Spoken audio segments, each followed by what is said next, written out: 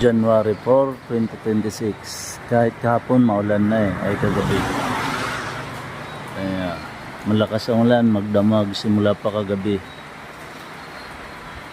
Pero may isang bata dito na napakataas ng pangarap. Umulan man or hindi, bumagyo man hindi, maganda man panahon hindi, sa kanya wala siyang pakialam. Training pa rin siya. Tingnan nyo, kanina pa yan. Nag-jogging na rin siya. Pagdating jumping rope. Kita nyo, di pa yan professional. Amateur pa lang yan. Pero kung makapag-training, wagas. Kaya, kung alanganin ka lang sumuporta sa sport niya, lubos-lubusin mo na.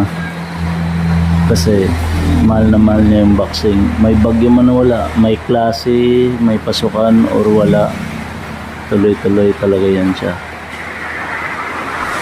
Maraming assignment sa school or wala, tuloy-tuloy talaga yan siya. Kahit masama ang panahon. Basta pagdating ng ensayo, yan siya. Sana sa awa ng Diyos pala rin, malayo sanang marating ng batang to. Yan ang nagustuhan ko sa kanyang lahat ng mga boxer ko. Talagang disiplinado at masipag mag-training yan. Brainy Cabrera Jr. Hindi niya alam, binibidyo ko siya. Kanina pa yan nag-ensayo.